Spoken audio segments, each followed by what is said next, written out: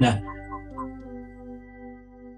ketika kita akan melakukan penggalian data, kita bisa melakukan riset awal. Ya, ketika riset itu dilakukan, kita ada beberapa kategori dari risetnya itu. Ini jadi berdasarkan permasalahan yang kita teliti, riset itu ada yang bersifat exploratory research, kemudian ada yang bersifat descriptive research, dan ada yang bersifat causal research. Kalau teman-teman di tugas akhir sudah membahas tentang pengaruh faktor X terhadap bla bla bla bla dan seterusnya, atau hubungan antara tingkat supply dan seterusnya, maka pasti itu causal research.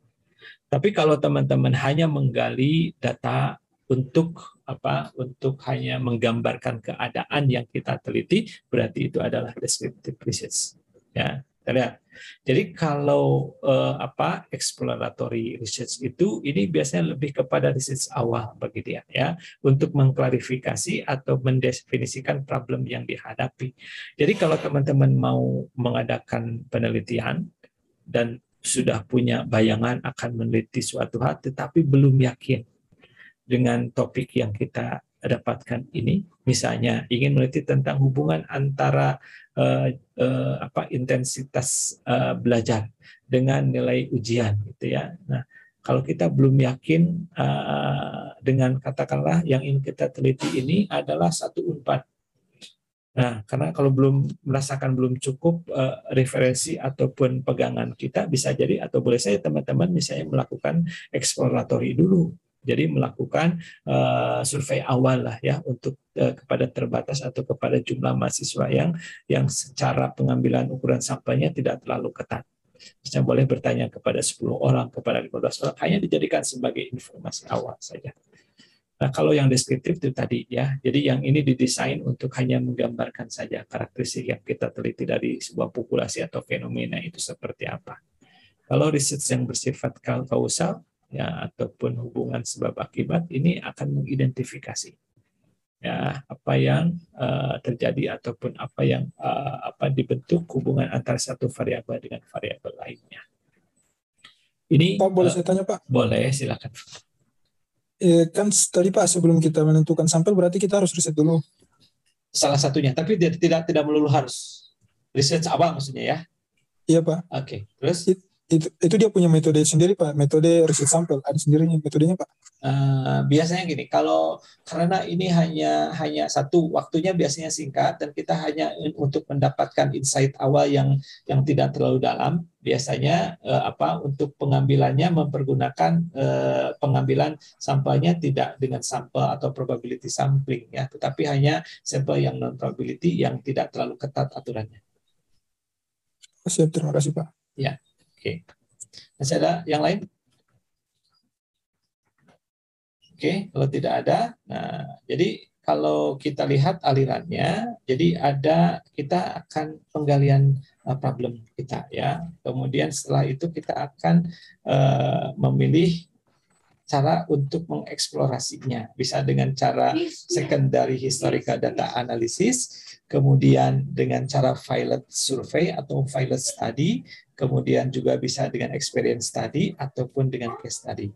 Ini adalah beberapa metode untuk riset awal atau yang bersifat exploratory yang kita dapatkan atau yang kita bisa ambil.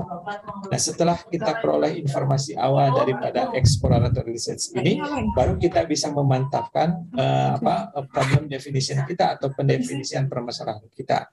Nah, makanya di aliran seperti ini, kalau kita sudah mendapatkan problem dan kita merasa cukup, kita bisa langsung untuk mendefinisikan problem. Jadi exploratory research analysis atau exploratory research teknik ini hanya dipergunakan apabila kita masih merasa kekurangan. Kekurangan apa? Kekurangan informasi untuk melakukan pendefinisian dari problem yang akan kita teliti.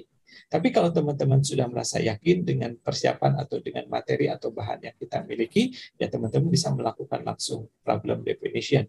Ataupun kita akan melakukan atau menyusun statement dari research objektif kita seperti apa.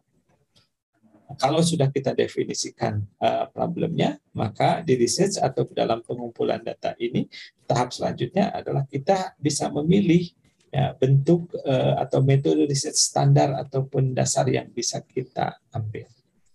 Oke, sampai sini ada pertanyaan dulu sebelum kita lanjutkan kepada jenis-jenis daripada metode research yang bersifat basic atau standar.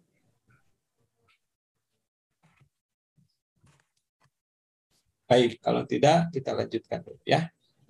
Pak, bisa bertanya sedikit, Pak? Boleh silakan. Kalau dari bagan ini ya, di proses sebelum kita identifikasi problem itu kan ada beberapa cara ya Pak ya, kalau boleh dibilang ya. Iya. Bisa dari historical data, pilot study, experience study, sama case study. Iya. Nah ini saya mau coba, pertanyaan saya lebih ke praktek yang digunakan ketika, let's say misal untuk pembuatan tesis atau ya karya ilmiah yang lain ya Pak ya. Ini sifatnya opsional atau bisa dikombinasikan Pak? Oke, ya jadi umumnya orang kalau yang penelitian tesis ataupun disertasi sih lebih banyak kepada secondary atau historical data ya. Biasanya itu direpresentasikan dari jurnal-jurnal yang ada. Nah, jadi dalam pelaksanaannya kalau misalnya dengan cara ini masih kurang, boleh dengan pilot study. Ya, atau misalnya tuntutannya sudah semakin dalam, ya selain jurnal kita juga melakukan eksperimen kecil-kecil terlebih dahulu, boleh silakan. Ya, atau juga kita melakukan misalnya dengan experience study ini kita definisikan sebagai kajian kita terhadap pihak-pihak ataupun unit-unit yang memang sudah punya pengalaman atau mengalami apa atau hal-hal apa yang akan kita teliti. Bisa jadi narasumber gitu ya, narasumbernya katakanlah dari expert ataupun dari orang-orang yang mengalami kasus-kasus tertentu dan sebagainya. Nah, jadi Mas sekali lagi dalam pelaksanaannya kalau kita sudah yakin dengan cara katakanlah membolak-balik data di perpustakaan ataupun studi kita data dari jurnal, kalau itu sudah cukup ya bisa dipergunakan ya. Tapi kalau misalnya masih kurang ya bolehlah misalnya dengan case study dan seterusnya. Begitu kalau yang selama ini kami hadapi atau pengalaman kami. Oke, baik Pak. Terima kasih Pak. Oke, sama-sama. Nah, ada beberapa metode research basic yang bisa kita pilih.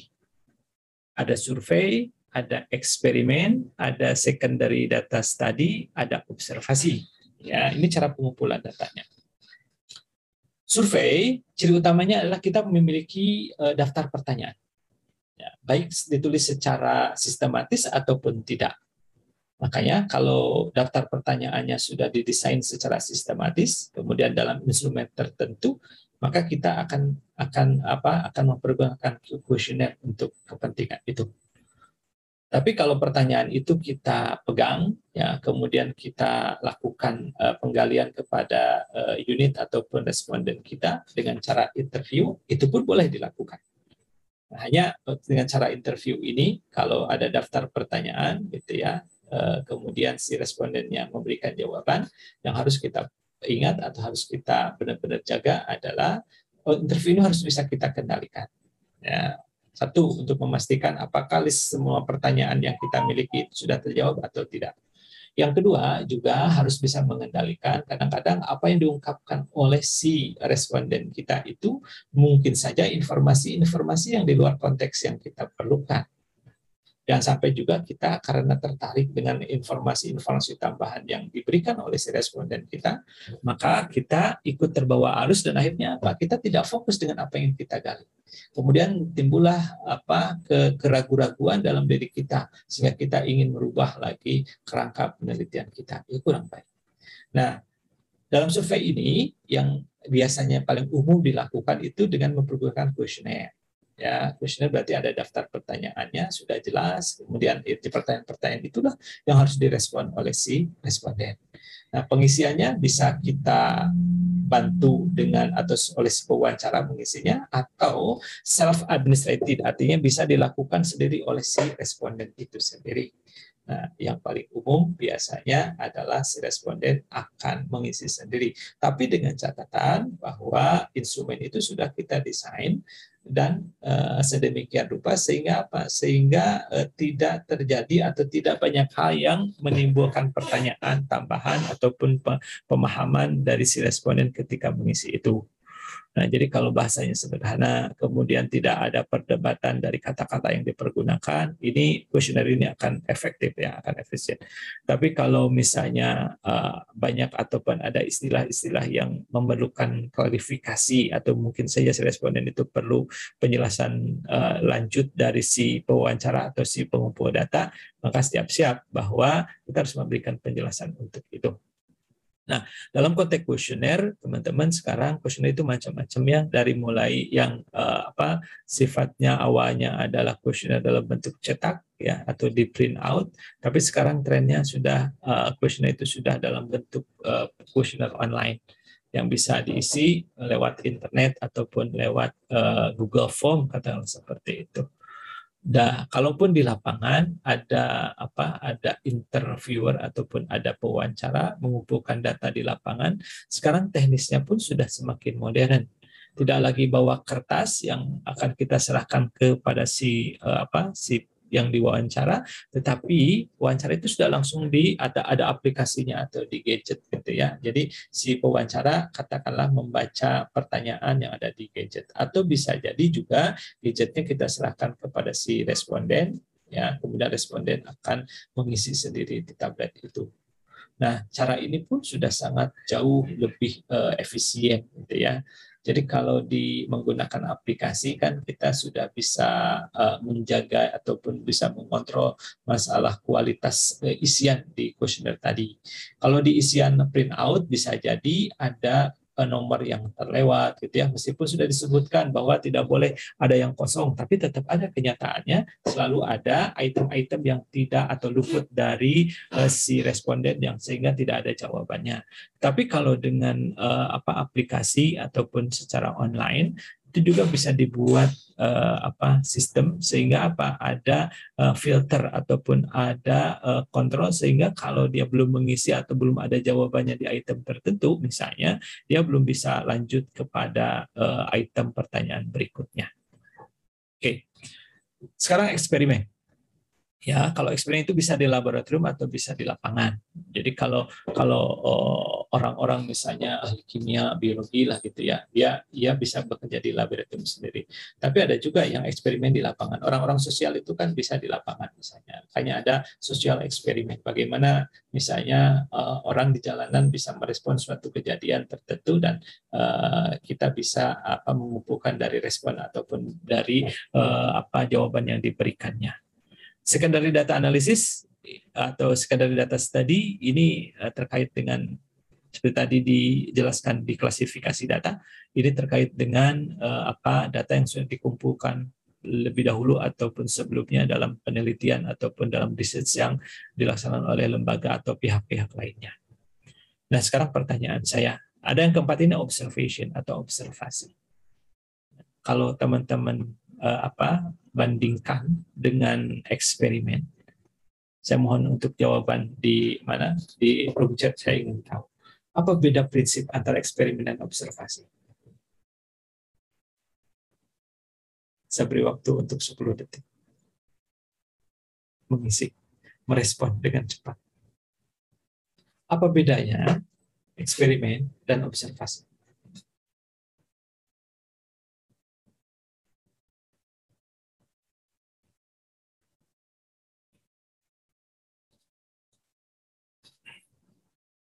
Ada yang bisa? Coba silakan diungkapkan di room chat.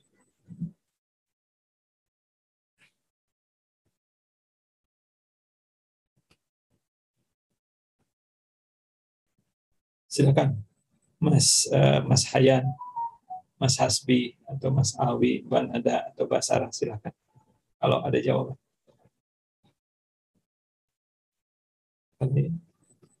Kalau observasi mengamati, kalau eksperimen ada tindakan. Oke. Lebih sempurnanya bagaimana jawaban? Ada yang lain? Oke, Mbak Sarah jawabannya sudah mengarah ya. Jadi memang benar bahwa kata kunci perbedaan antara eksperimen dan observasi itu masalah perlakuan ataupun pengontrolan kepada unit yang kita akan kumpulkan datanya. Kalau kita melakukan pengkondisian, Ya, misalnya tikus yang ditempatkan di ruangan yang suhunya suhu kamar, ataupun ada ruangan di bawah 15 atau 20 derajat, ada yang ruangan di atas 30 derajat misalnya. Berarti itu eksperimen. Kenapa? Kita membuat suatu penelitian dan kita mengumpulkan ataupun mengkondisikan unit yang akan kita observasi adalah sesuai dengan keinginan kita. Jadi unit yang akan kita kumpulkan data ini itu ada sesuai dengan keinginan kita. Apakah dari sisi boleh misalnya tadi suhu, atau misalnya ada untuk eksperimen di lapangan kekuatan lari seseorang, ada kelompok yang diberi minuman terlebih dahulu, ada yang tidak gitu ya. Itu merupakan eksperimen. Kenapa? Karena kita mengkondisikan unit penelitian kita. Nah, kalau observasi itu pada prinsipnya kita akan mengumpulkan data dari unit yang kita amati, namun kita tidak melakukan pengkondisian dari unit yang kita amati tersebut. Bagaimana kita lakukan? Sebagai contoh misalnya, kalau kita di mall ingin melihat katakanlah apakah orang yang datang atau memasuki mall itu lebih banyak yang belok ke sebelah kiri atau belok ke sebelah kanan dari pintu utama itu. Nah, apakah ini harus kita tanya untuk mendapatkan datanya kepada orang tersebut? Tentunya tidak. Karena apa? Kalau kita amati dari kejauhan pun kita akan tahu orang ini akan belok ke kiri dulu atau ke kanan dulu. Akan melihat dulu ke deretan toko yang ada di sebelah kirinya atau di sebelah kanannya. Maka dengan demikian, ya, di observasi ini ciri utamanya adalah kita tidak bersinggungan atau bisa tidak berkontak langsung dengan yang diobservasi, dan itu tidak perlu. Nah, biasanya ini adalah untuk hal-hal yang sifatnya kita ingin melihat respon yang benar-benar alami dari peneliti ataupun dari unit penelitian kita yang kita observasi gitu, atau yang kita amati. Dan justru kalau ditanya ataupun ada kontak bisa menyebabkan jawaban atau data yang diperolehnya menjadi tidak objektif. Ya, jadi sekali lagi ini adalah 4 cara dalam penggalian data dalam penelitian yang bisa teman-teman pilih, yaitu bisa melalui survei. Survei itu ada 2 cara, ada interview ataupun interview maksudnya dalam wawancara secara bebas ataupun menggunakan kuesioner. Eksperimen bisa dilakukan di laboratorium ataupun di lapangan. Kemudian pilihan ketiga, kita bisa melakukannya dengan secondary data study, atau kita yang keempat bisa melakukannya dengan observasi. Nah, kalau kita sudah katakanlah memilih hal tersebut, nah selanjutnya kita bisa memilih ataupun menentukan sampel ataupun desain pengambilan sampel seperti apa yang bisa kita lakukan. Ya, jadi ketika kita melakukan samplingnya, kita bisa memilih ada yang probability sampling, ada yang non probability sampling. Ya, jadi yang pertama tentukan dulu ya, cara ataupun metode apa yang akan kita pergunakan untuk mengumpulkan data tadi. Ya, apakah survei, apakah observasi, atau apakah yang lainnya. Kalau sudah, berarti selanjutnya kita akan menentukan ukuran sampel atau sampel desain yang akan kita ambil. Ya, sampel desain yang akan kita ambil. Apakah kita akan menggunakan yang sifatnya probability sampling atau non probability sampling? Teman-teman, kalau non probability sampling ini ya yang umum berlaku, ada yang convenience sampling, ada judgment atau purposive sampling, ada quotation sampling, ada snowball sampling. Kalau yang probability secara dasar ada yang simple random sampling, ada systematic sampling, ada stratified sampling, dan ada cluster sampling. Nah, apa beda dari non probability sampling sama non probability sampling? Nah, teman-teman, yang membedakan secara basic kedua sampling ini adalah ketika teman-teman mendapatkan data yang berasal dari non-probability sampling, data yang kita miliki itu tidak dapat dipergunakan dalam proses ataupun untuk dilakukan inferensi statistik. Artinya, kalau teman-teman mengambil data dengan menggunakan desain samplingnya adalah non-probability sampling, jangan melakukan pengujian hipotesis atau penaksiran untuk parameter populasi. Ya, jadi proses inferensi ataupun pengujian hipotesis atau penaksiran parameter itu hanya dilakukan atau hanya boleh dilakukan ketika datanya kita peroleh melalui probability sampling. Ya, jadi diperolehnya melalui probability sampling. Baik.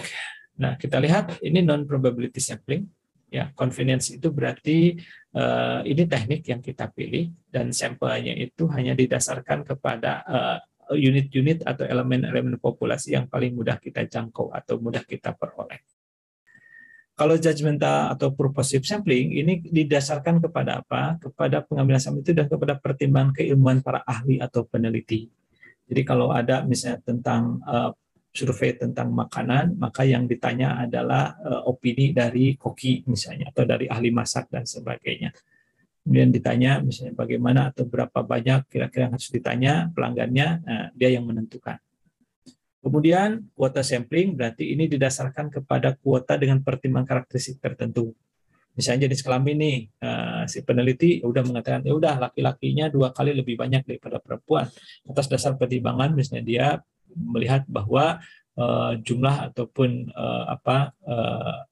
responden ataupun unit populasi yang berasal dari pria itu lebih dominan ataupun lebih menentukan dibandingkan dengan perempuan. Nah, ada juga yang istilah snowball sampling. Snowball sampling ini adalah kita melakukan pengambilan sampel berdasarkan informasi dari responden sebelumnya. Nah, jadi misalnya kalau kita cari seseorang, kemudian kita wawancara orang tersebut, kemudian di akhir wawancara kita minta kepada orang tadi untuk mereferensikan katakanlah 5 atau 10 orang untuk diwawancari oleh kita. Jadi kan asalnya 1, referensinya 5, berarti pada tahap kedua kita akan atau putaran kedua kita akan dapatkan 5 orang responden. Nah, jika yang 5 orang ini pada tahap atau putaran kedua ini diminta juga untuk mereferensikan 5 orang lagi, maka di putaran ketiga akan ada 25 responden yang dapat kita wawancara. Jadi terbayang satu putaran ke putaran lain jumlahnya akan semakin besar bagaikan bola salju yang menggelinding, ya, yang bentuknya ataupun ukurannya akan semakin besar.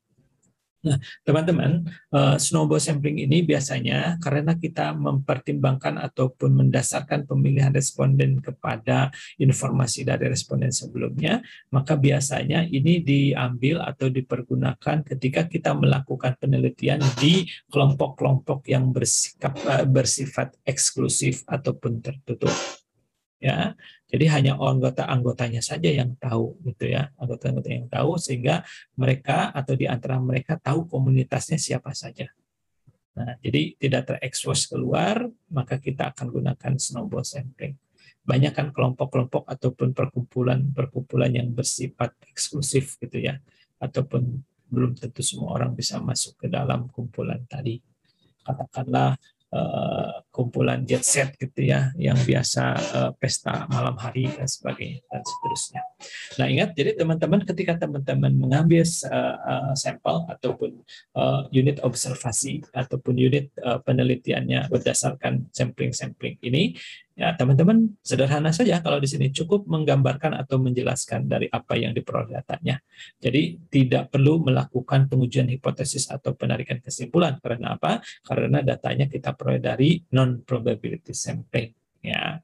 Nah, sekali lagi, kalau dengan non-probability sampling berarti yang paling tinggi hanya dapat kita lakukan deskripsi atau uraian saja tentang data yang kita miliki.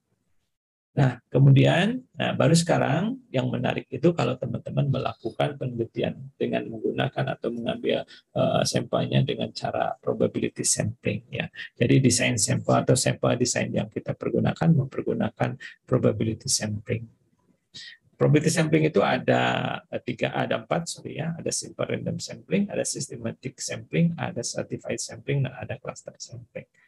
Nah, kalau simple random sampling ini berarti kita syarat utama yang terberat biasanya bahwa kita harus berhadapan dengan seluruh elemen dalam populasi itu, dan kita harus tahu. Jadi sampling frame-nya itu lengkap diketahui. Karena apa? Karena kita akan anggap bahwa semua unit di dalam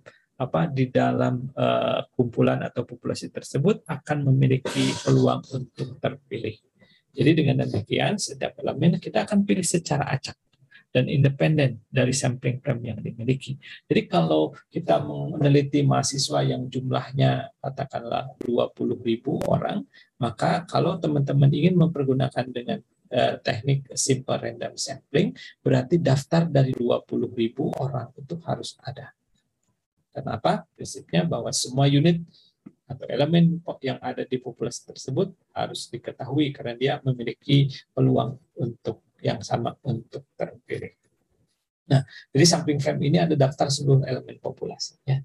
Jadi kalau misalnya 20.000, berarti 20.000 lah daftar itu harus ada. Kemudian dilakukan pemilihan secara acak sebanyak jumlah ukuran sampel yang akan diambil. Jadi kalau kita ngambil, katakanlah akan mengambil 10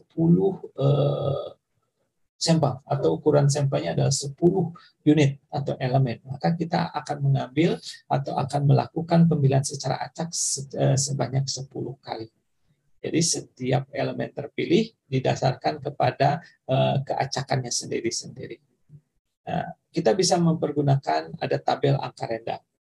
Tapi banyak cara lain yang bisa kita ambil ya. Kalau misalnya kita akan memilih secara acak 250 mahasiswa dari 50.000 mahasiswa UPAD, maka kita akan melakukan ataupun harus memilih angka acak atau random numbers dari tabel ini sebanyak 200 random numbers. Nah, ini adalah contoh angka acak atau tabel angka acak. Kemudian ada juga yang aplikasi di internet itu yang bisa memilih ataupun bisa menentukan sampel mana yang terpilih seperti ini di sini.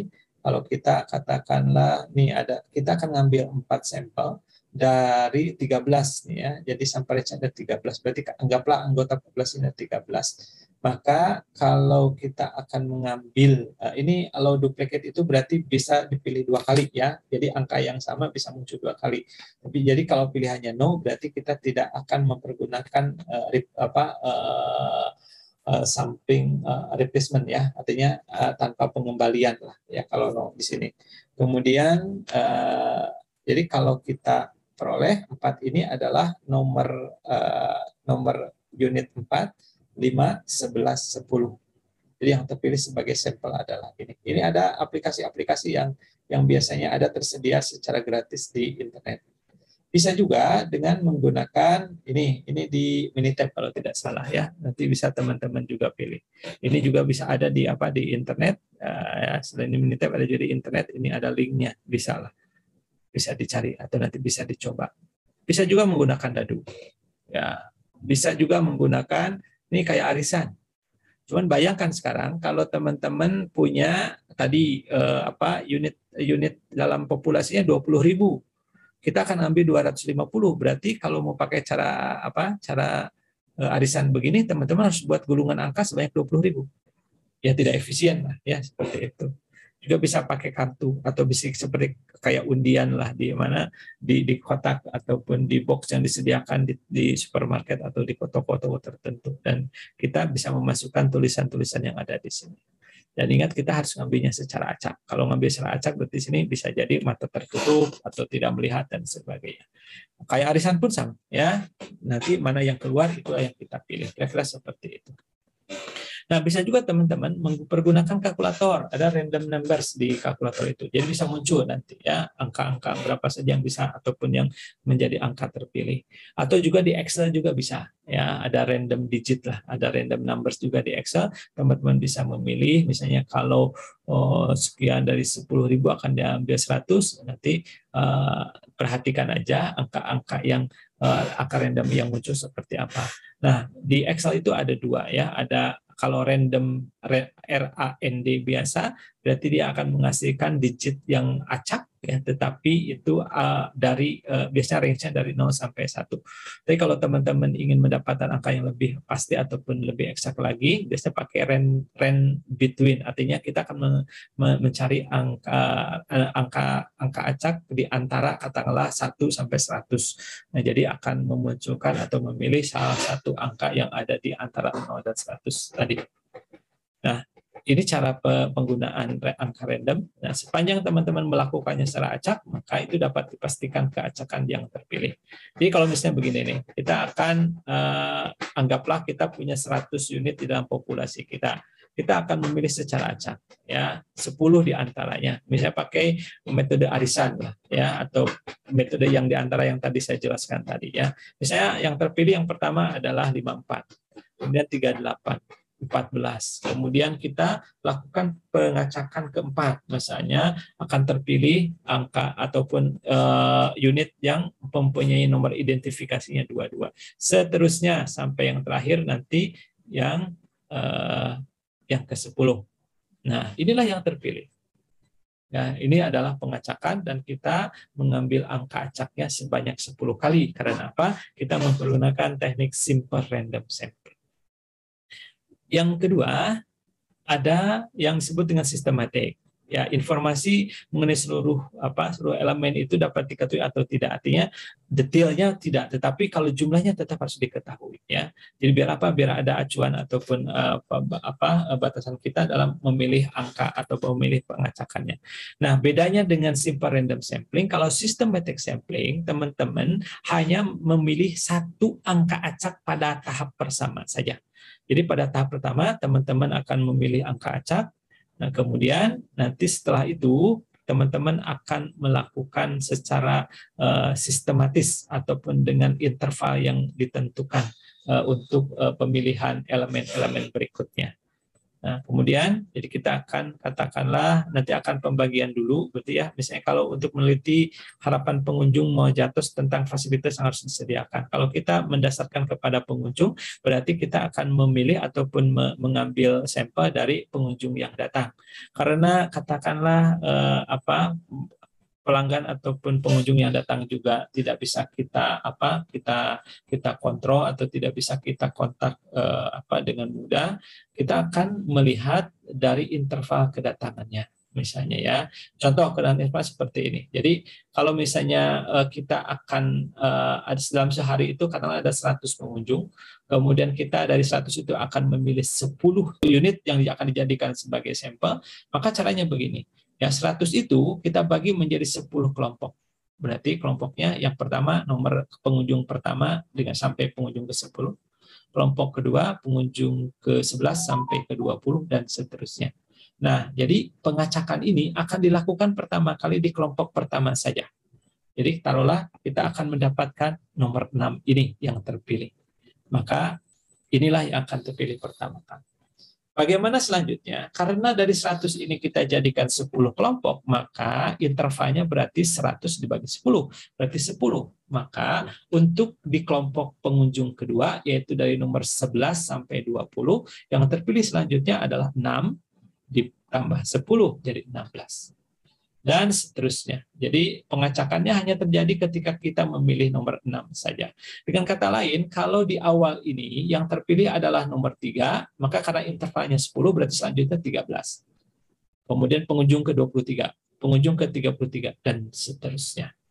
Nah, teman-teman, kalau kita perhatikan dari dua cara tadi, dan kalau kita memiliki katakanlah kondisi populasi seperti ini, dengan cara simple random sampling itu bisa mengakibatkan dua kondisi yang sangat ekstrim. Yaitu pertama, bisa sangat homogen atau sangat heterogen. Contoh tadi, kalau dengan simple random sampling, yang terpilih bisa saja pengunjung itu kalau dilihat dari jenis kelaminnya laki-laki semua. Karena apa? Karena kita tidak memisahkan pengunjung laki-laki ataupun perempuan, katakan seperti itu. Atau juga bisa ada dalam kondisi di mana anggota ataupun unit yang terpilih sebagai sampel itu mewakili atau heterogen. Misalnya kalau jenis kelamin berarti laki-lakinya ada, perempuannya ada. Bisa terwakili seperti itu. Tapi kalau misalnya dari sisi pendidikan berarti baik yang tidak tamat sekolah, lulusan SD, lulusan SMP, lulusan SMA sampai perguruan tinggi ada terwakili semua. Ya, jadi sekali lagi dengan menggunakan simple random sampling atau systematic sampling, maka sampel yang kita dapatkan itu bisa sangat heterogen atau sangat homogen. Oke, sampai sini ada pertanyaan dulu teman-teman. Silakan teman-teman. Bertanya Pak? Ya, silakan. dalam tata cara metode pengambilan sampling nih Pak, bisa kita campur-campur metodenya Pak? Maksudnya campur-campur yang mana? Antara yang random sama misalnya seperti yang 4 metode tadi Pak. Yang pertama eksperimen, observasi, itu bisa kita gabung Pak untuk pengambilan sampel. Baik ya, kalau yang awal tadi kan itu misalnya yang eksploratory itu kan lain cerita. Yang kedua misalnya kalau dengan cara satu survei kan, ada survei, kemudian ada eksperimen, kemudian ada secondary data study, ada observasi kan. Nah, justru ketika kita akan memilih unit mana, observasi misalnya ya, kita milih observasi, artinya kita mengamati dari kejauhan. Nah, ketika kita akan mengamati kejauhan, kan kita harus tentukan. Misalnya kalau pengunjung mau itu 1000, mana yang akan kita pilih kan? Maka kita harus memilih metode sampling ini. Ya, metode sampling itu gini, bisa dengan cara tadi non-probability sampling atau probability sampling. Nah, di probability sampling, kalau untuk kasus-kasus seperti observasi kepada pengunjung mal, katakanlah, itu yang akan dipakai biasanya umumnya adalah systematic sampling. Karena apa? Karena karakteristik atau keadaan populasi seperti itu. Kita tidak bisa tahu seluruhnya kan unit ataupun unit-unit observasi yang ada di populasi tadi. Karena dalam sehari kita nggak tahu pasti sampling frame-nya ada nggak? Belum tentu ada di mall itu. Dicatat resmi yang datang siapa aja kan nggak akan ada itu. Ataupun misalnya pasien yang datang ke poliklinik sama, itu pun kita tidak bisa tahu terbatasnya jumlahnya, kan belum tentu terbatas. Nah makanya untuk penentuan apakah kita mempergunakan simple random sampling, apakah kita mempergunakan systematic sampling, atau nanti ada cluster sampling, ada stratified sampling, kita akan sesuaikan dengan bentuk ataupun kondisi populasinya. Yang jelas kalau kombinasi antara mau survei itu bisa mempergunakan juga tadi sistematik, bisa mempergunakan random sampling, bisa mungkin nanti juga bisa menggunakan stratified sampling, bisa menggunakan cluster sampling. Nah, jadi antara pilihan basic method research tadi dengan design sampling ataupun sample design ini adalah bisa dikombinasikan. Tapi sekali lagi catatannya adalah tergantung kondisi populasi yang kita hadapi. Oke, jelas? Iya Pak, terima kasih Pak. Oke, sama-sama. Ada pertanyaan lain?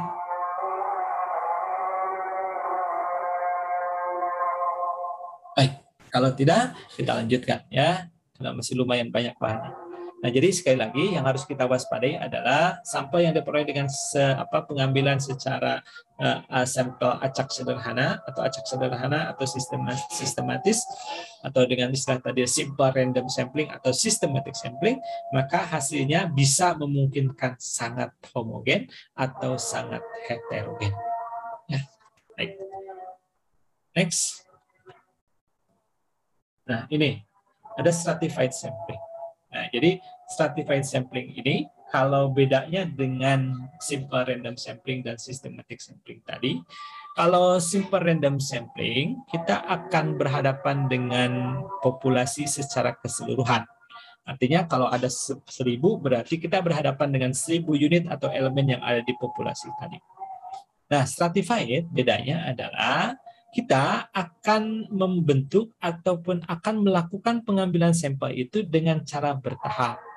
Jadi unit yang 1000 atau populasi unit atau elemen yang ada di populasi yang 1000 tadi, kemudian kita akan bagi-bagi lagi ke dalam kelompok yang lebih kecil atau kita sebut sebagai subpopulasi. Ya, nanti ada perbedaan dengan cluster. Jadi kalau stratified pengelompokannya bagaimana, kalau stratified bagaimana. Nah, jadi kalau di stratified kita akan membagi kelompok populasi itu berdasarkan atau kepada beberapa subpopulasi yang kita sebut strata. Kita akan buat strata ini sehomogen mungkin keadaannya. Jadi gini, kalau kita berhadapan dengan misalnya penduduklah di suatu kecamatan. Kalau kita akan membentuk kelompok lagi di bawah ataupun di populasi kecamatan ini dan kita kelompokkan berdasarkan pekerjaannya, Maka apabila pengelompokan pekerjaan itu didasarkan begini, misalnya kelompok PNS, kelompok wira swasta, kelompok TNI, Polri, kelompok buruh tani. Nah, maka pengelompokan tadi itu kita sebut sebagai bagian dari teknik atau stratified sampling. Karena apa? Karena kelompok yang dibentuk itu homogen. Jadi petani mengumpul dengan petani lagi. Wira swasta mengumpul dengan wira swasta lagi. PNS akan mengumpul dengan PNS lagi. Jadi pengelompokannya ataupun kelompok yang kita buat adalah sehomogen mungkin. Nah, ketika kita akan memilih nanti kelompok ini, nanti jadi yang akan jadi sampel itu apa kelompok PNS, apakah kelompok swasta dan seterusnya. Nah, maka kita selanjutnya akan memilih elemen di dalam strata tadi. Jadi dari strata petani berapa, dari strata PNS berapa, nah itu akan kita ambil secara acak dan teknis pengacakannya hampir sama dengan tadi waktu kita simple random sampling atau memilih secara acak sederhana. Oke, nah ini ya, jadi berurutan pekerjaan. Oke, nah jadi contohnya kira-kira seperti ini. Nah, jadi kita akan kelompokkan dulu berdasarkan kelompok-kelompok. Jadi kalau misalnya segi lima semua. Kalau bujur sangkar semua, segitiga semua dikelompokkan berdasarkan kelompoknya yang mirip atau yang homogen. Oke, nah itu stratified sampling atau sampling stratifikasi. Ini kita hasilkan ataupun kelompok yang dibuat di bawah atau subpopulasinya kita sebut sebagai strata. Selanjutnya kalau klaster hampir sama. Kita akan membagi-bagi kelompok di bawah populasi tadi. Nah, tapi bedanya kelompok yang kita buat adalah seheterogen mungkin. Jadi kalau kita akan membuat klaster, jadi kalau kecamatan tadi dipilahnya bukan berdasarkan kelompok pekerjaannya, tapi kita akan pilih berdasarkan kelompok tempat tinggalnya, yaitu kelurahan misalnya. Jadi di kelurahan tadi heterogen kan kalau di sisi pekerjaan. Karena di kelurahan A pasti ada petaninya, ada PNS-nya, dan sebagainya, dan seterusnya. Jadi kalau secara penggambaran, kira-kira akan dikumpulkan seperti ini. Jadi di klaster ini ya, katakanlah kelurahan A, atau klaster A, maka PNS-nya ada, petaninya ada, buruhnya ada, wira swastanya ada. Semua seperti itu. Nah, teman-teman, ya kalau kita bandingkan, maka kita akan peroleh seperti ini. Jadi kalau kelompok yang kita buat sehomogen mungkin subpopulasinya, maka itu strata ataupun stratified sampling. Tapi kalau kita bentuk misalnya seheterogen mungkin, maka itu ada di cluster sampling. Ini kelompok kecilnya kita sebut sebagai cluster. Nah, teman-teman, ketika kita melakukan penelitian dengan menggunakan membuat kelompok yang lebih kecil dari populasi ini, kalau misalnya BPS melakukan survei penduduk, maka akan lebih banyak bahwa kelompok yang terbentuk itu merupakan klaster. Karena apa? Dari kelompok-kelompoknya biasanya akan dibuat berdasarkan letak geografis ataupun batas geografis yang dimiliki oleh wilayah tersebut. Oke, sebelum saya lanjutkan, ada pertanyaan dulu teman-teman, silakan. Mudah-mudahan, karena ini lebih kepada mengulas ya, mengambil ataupun mempelajari dari apa yang sudah kita pelajari atau teman-teman pelajari di tingkat sarjana. Nah, jadi silakan, ini adalah probability sampling, ada 4 pilihan, tergantung silakan apakah teman-teman bisa berhadapan langsung dengan seluruh unit dalam populasi. Kalau memang bisa berhadapan seperti itu, bisa dipilih tadi simple random sampling atau systematic sampling. Tetapi apabila teman-teman harus melakukan pengelompokan di kelompok yang lebih kecil dari populasi atau di bawah populasi, maka teman-teman bisa memilih apakah dengan menggunakan stratified sampling atau cluster sampling. Dari pengalaman yang sering saya lakukan ketika survei politik, maka ya biasanya kita akan membuat klaster berdasarkan kelurahan ataupun RT RW dan seterusnya. Silakan kalau ada pertanyaan. Pak, izin bertanya Pak. Silakan. Dari teknik sampling ini Pak, ada variasi kan? Itu ada karakteristik tersendiri nggak Pak? Artinya tadi apakah ada yang lebih lengkap atau lebih jadi preferensi dibandingkan yang lain dan pada kondisi-kondisi seperti apa gitu Pak? Oke, itu tadi ya. Jadi sekali lagi, kalau misalnya kita menganggap bahwa kondisi katakanlah pengunjung sebuah pertunjukan seni ya. Pengunjung itu kita anggap bahwa mereka sebagai pengunjung yang homogen, artinya yang relatif homogen. Sama lah misalnya konser yang hadirnya anak muda. Kemudian kita juga bisa ataupun bisa menjangkau atau memilihnya berdasarkan secara langsung di cakupan. Kalau pengunjungnya 2.000 misalnya, 2.000 itu bisa kita kelola dengan baik, artinya tanpa ada harus pemisahan tertentu katakanlah. Maka dengan kondisi seperti ini yang relatif homogen, kemudian kondisinya bisa kita kelola atau kita handle secara keseluruhan, maka kita bisa pakai simple random sampling. Nah, kemudian kalau kita katakanlah penelitian tentang perusahaan, ya kinerja perusahaan. Kemudian kan kinerja perusahaan itu kan variasinya sangat jauh ya, atau lebar katakanlah. Ada perusahaan yang sangat kecil, modalnya minim, ada juga perusahaan konglomerasi yang besar. Nah, kalau kondisi seperti ini, misalnya akan dilihat gitu ya, bagaimana kinerjanya. Nah, sebaiknya kalau ada variasi seperti ini yang jauh seperti ini, yang katakanlah modalnya dari 5 miliar sampai 4 triliun katakanlah. Nah, untuk kondisi seperti itu, dan kalau dianggap bahwa size perusahaan ataupun kapital perusahaan ini juga menentukan, sebaiknya teman-teman harus mengelompokkan atau membagi kelompok dulu. Ya, berarti untuk survei yang perusahaan yang dilihat dari size ataupun modalnya ini tidak cocok dengan simple random sampling. Tapi teman-teman bisa melakukan dengan misalnya strata. Strata itu berarti kita akan mengelompokkan perusahaan yang relatif modalnya kecil, modalnya sedang, modalnya tinggi. Artinya bahwa perusahaan yang modalnya kecil mengumpul dengan yang kecil lagi. Kemudian perusahaan mengumpul dengan yang menengah lagi.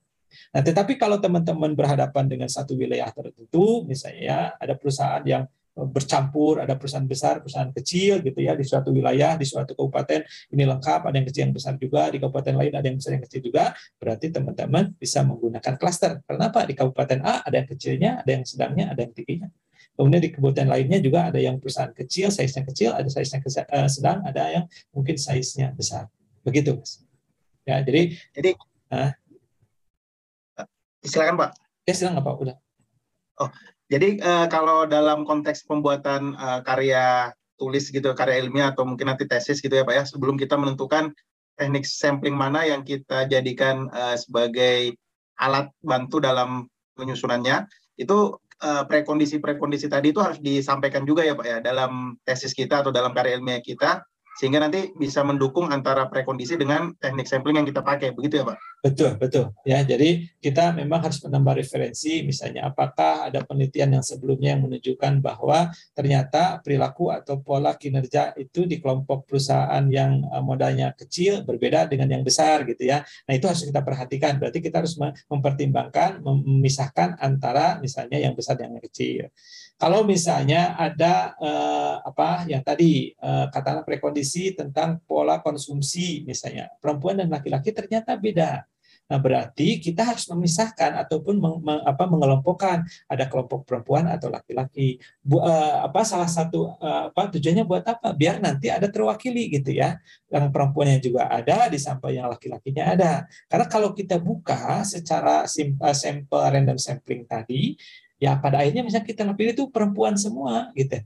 Nah, jadi pola ataupun variasi ataupun keadaan yang di konsumen laki-laki tidak terwakili. Apalagi kalau penelitiannya ingin membandingkan antara pola konsumsi katakanlah karyawan dengan karyawati, antara laki-laki dan perempuan gitu ya. Bagaimana kita mau membandingkan, ternyata di sampelnya aja yang laki-lakinya nggak ada, cuma ada laki-laki perempuannya saja gitu, seperti itu. Ya, jadi selain untuk pertimbangan keterwakilan, juga memang yang lebih penting adalah untuk menentukan misalnya teknik sampling seperti apa yang harus kita pilih. Nah, jadi sekali lagi kalau memang teman-teman ingin melakukan inferensi atau melakukan estimasi ataupun pengujian hipotesis, yang mau tidak mau kita harus menggunakan teknik yang termasuk ke dalam probability sampling. Demikian. Terima kasih Pak penjelasannya. Baik, sama-sama.